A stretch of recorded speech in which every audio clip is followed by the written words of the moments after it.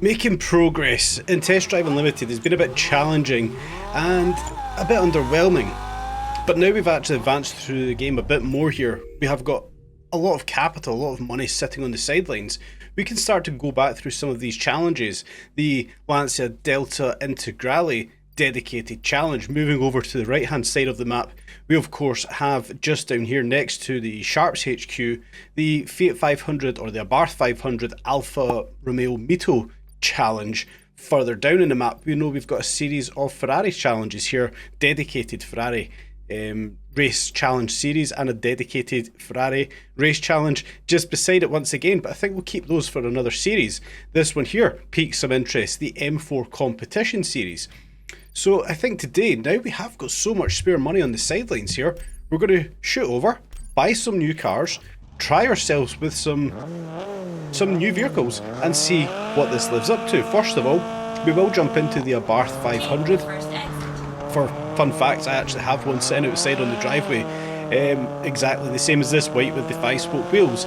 Now I know the Alfa Mito is largely overpowered in this class, but like everything else that we do here on the channel, we're not going to take the method, the best car. We're going to give ourselves, or try to give ourselves, a bit more of a challenge. And in this instance, we will jump into the Abarth 500, head on over, and kick off the Abarth race, the Abarth Mito race here. Like we can see, it's quite an even split between the Abarth 500s and the Alfa Mitos. And a bit of a downgrade from the recent Italian cars that we have been driving, obviously the Lamborghinis, the Lancias and whatnot. But we'll get it off the line here. We have tuned that gearbox a little bit. First gear is largely redundant in our 500. We've set this up more for acceleration. We know we're not going to hit the top end in this one. Giving ourselves a different line into turn 1. The AI here coming together more often than not. But we do take a wider line, gives us a bit more power as we come out of that left-hander. Down into this little series here, we want to drift to the right just a little bit, perhaps try and stick it under the AI here, but we do hit the back of the Alfa Mito. But like we can see at this point, we have got instant better acceleration as we do move up to slightly higher speeds. The AI almost pulling away from us, but if we take that turn there tighter than the rest of the AI, we manage to cut underneath them, and once again a wide line cutting in narrow just here, proving a little bit better than the AI. A little bit of a tight section here that we do make a bit of a mess of, taking out a lamppost, but we can now push on, clatter through the barriers here, keep it nice and tight, just missing those barriers on the right hand side, and another tricky left hander just here, cutting enough of the corner, but we do get unstable coming over the curbs. We can now get some power down, whatever power this 500 really has, and we only really have one or two AI sitting just behind us, over braking into that corner there in particular. The AI now giving us quite a bit of a challenge once again, trying to miss those barriers on the right, but we do collect them this time round, and we just try to keep it off of that barrier. A lot of understeer in the Abarth 500. Now we do have a bit of a disadvantage with the Alfa Mito, more than likely going to overtake us at this point. They do have a bit more of a power advantage. We try to cut the nose off of that Alfa because we want to go wide through this section, cutting over the road, using that barrier to slow us down a little bit. That would be the excuse. We still end up going wide, understeering off the circuit. The Alfa Mito, the yellow Alfa Mito, taking over, and another white one just in close quarters. We need to get the power down and be a little bit tighter on this second lap. We get a better line this time out, but again understeering, going wide, getting onto the power late. We will cut back across the track here and try to catch this yellow Alfa Mito, which takes a very bizarre line through that series of corners. We are wide here, the Alfa Mito on the inside. I don't understand what the AI are doing on this these last couple of turns, but we do regain first place. A little bit tidier this time round, that little section round the cranes. We want to go wide left to cut over to the right, but we do catch a little bit of air on the right hand side with the barriers unsettling us through that corner. Now a little bit tighter, we can hopefully shoot our way to first place and finish out this race, the Alfa versus Fiat 500 class. It's a little bit of fun once again, like I've kind of been touching on the limited series that have been coming out from the game, with the 2CVs, the classic cars and whatnot. These little series that are quite fun. With this being test drive, however, I would have preferred them to give us the car to drive in this race only, not keep the car, rather than us having to spend money on it. You know, it's test drive, we should be able to test drive the cars. But as we mentioned, we crossed the line. First place in the 500 Mito Challenge. Next up, we will jump into the Lancia Integrale Challenge, and I didn't realise that this was Lancia Delta Integrale crossed with Ford F-150. Such a bizarre crossover here. So of course we did buy the Delta Integrale for the last video, or a couple of videos ago. We've had to tweak it obviously for road use. We did use it off-road. And the Delta Integrale does have one big issue. Regardless of how high you tune this one, it's got a huge flat spot in third gear. So we've played about with this, tuned up the gearbox, set our own ratios on this one, shortening first and second. I think we shortened third gear also to try and get rid of that flat spot, and we've done a good job of it. We obviously can see here that F-150 is largely more powerful than the Delta Integrale here. A bit of fisticuffs coming through these turns. It feels like any competition, any rubbing we get with that F-150, we're not going to stand a chance. The big weight advantage that Ford does have, yeah, really coming up trumps there. Then we can see when we do start to get the power down, yeah, the F-150 really pulling away from us as we bump uglies with another Delta Integrale. We want to go right at this roundabout, and we do hit a traffic car. We want to go right so we can get the power down coming down here, but with us hitting the traffic, that Delta Integrale hitting the side of us, we've actually lost ground on that F-150. We're really going to have to get our foot down here if we're going to catch up with that one. Once again, the AI not cutting that corner, we did, so managing to cut a little bit of time back, claw a little time back on that F-150. Now up ahead we do have a little bit of a tighter section where we should have an advantage, but what we can see so far is that F-150 is phenomenal in this game. It's not something I've drove yet. Watch this space. We're probably going to do some content on the F-150 because it looks absolutely tremendous.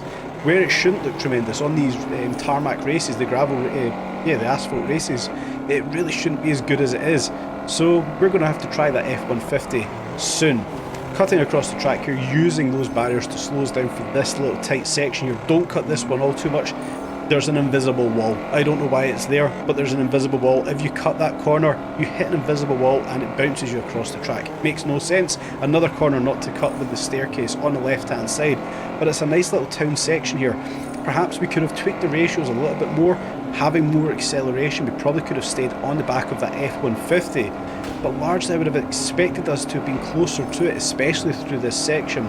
We really have to get in the Ford F-150 as we do try to claw back some time. Not really doing all too well with it. It does seem like we're reserved to second place in this race. Yeah, very soon we're going to have to get in that F-150 to see what it's all about because it looks ridiculous. Overdriving coming through the last few turns here. We're really trying to claw back any time wherever we can on that F-150 and it's just not happening. Nice little section here. We can use the handbrake to our advantage, of course, in our rally legend, which is the Delta Integrale. We're not all too far off the back of that F-150. Perhaps if I persisted with a few more races, we would be taking out first place. But as it is, we cross the line in second. And then lastly, we jump into that M4 race, and I didn't once again read the full description, and it turns out it's an M4 versus Taycan race, and we are the only M4 in this race. Why we can't hear the M4, why we can only hear the burring noise of the Taycans, I do not know, but as expected, those Taycans launching phenomenally well off the line. We come into our own at this point though. That M4, we've put a huge tune onto this one. I spent a lot of time working out the physics of the car, not touching the gearbox. I was actually quite happy with its ratios, but working on its handling, suspension. Spent a lot of time with this one. We should come into our own here, cutting that corner. Don't like how I handled that one, but the handling of this M4 should give us back some time that we lose on the straights against the Taycan and its phenomenal acceleration. But we can see we've got two just up ahead of us. We want to go wide and try and hit this apex, but as we can see we do clip that outside curb and we do lose the back end of a somewhat temperamental M4. I don't know what that Taycan was doing up ahead of us, squirming over the road. Very bizarre. Once again we want to try and get the power down nice and early here without losing the back end as the AI collide with one another through that wide right hander, and we do take first place. It has been quite a difficult race so far. We know just how powerful those Taycans really are, so we're having to be as careful, precise around these corners, which should really be our advantage in the M4. Driving a bit defensively uphill here to try and cut the nose off of this Taycan. We know we're going to get outpaced on the straight, so we need to take advantage of where we can, drive defensively where we can. Nice tight line through these left and right handers, get the power down into this hairpin, and we do cut this hairpin due to one very silly reason. Every single time I've done this race, the AI collide with one another, knock each other off the track just there, and it happened once again. And whenever we try to negotiate that corner very well, the AI run up the back of us and knock us off the track. So a little tip there, cut that corner, it stops the AI running us off the track. On to lap 2, however, we are in first place. We have got a little bit of a gap there to the Taycan just behind us. We should be favourable through this little section. A lot of the times we do catch that curve that pushes us wide into the barrier there, but we have got a little bit of a gap here. We can hopefully stay in front of that Taycan. I do fully expect it to catch up with us through this little section where the power is down, a little bit tighter through this time, try and clip that inside left apex, but the back end just stepping out on us, and we do struggle to get the power back down. Coming uphill here, I fully expect that Taycan to be right on the back of us through this wide right hand section. We once again just lose the back end, the traction, the back end stepping out. But we are still ahead. That Taycan is closing in, it's getting very close. It feels like we're going to have to be defensive through this last third of the track. Nice and tight, clipping that apex, pushing wide so we can get the power down nice and early and try and stay in first place. Close this off with a nice win.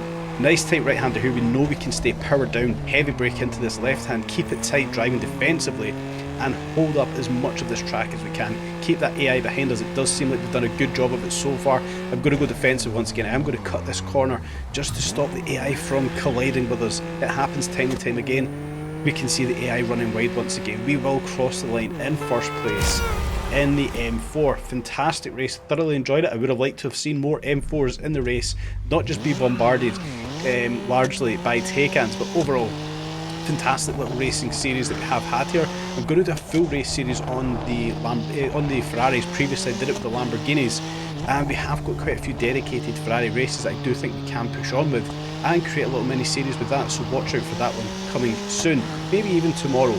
But one thing I would touch on here, with the power that the Taycans have and the power that we can put into the M4 in particular here, we're just going to quickly run it back around that course. This is obviously fully maxed out. When these M4s are fully maxed out and you're running around in that phenomenal green, Isle of Man green, I'd like to have this on its full power mode. Why are we restricted? Once again, I've touched on it a few times. I don't really want to have these power restrictions in the game, but we have got them. We can see how enjoyable this is. It's so much more manageable, it's so much more fun to drive this M4 with all of the power behind it. So please game, please change that up so we can use all of the power in the cars as we do tune them. Let me know what you guys thought of today's video. Did you enjoy watching some different race series? Are these cars that you wouldn't normally get to race? For me it is. Some of these cars are ones I would never choose in the game, like the Abarth 500, the Alfa Mito, even that Lancia Delta Integrale. Uncovering the Ford F-150, how powerful that has been. It's one I now want to jump in and try. Let me know if you've tried all of them, guys, and I do hope you have enjoyed today's video. Tune in tomorrow for another update on Test Drive Unlimited. Solar Crown.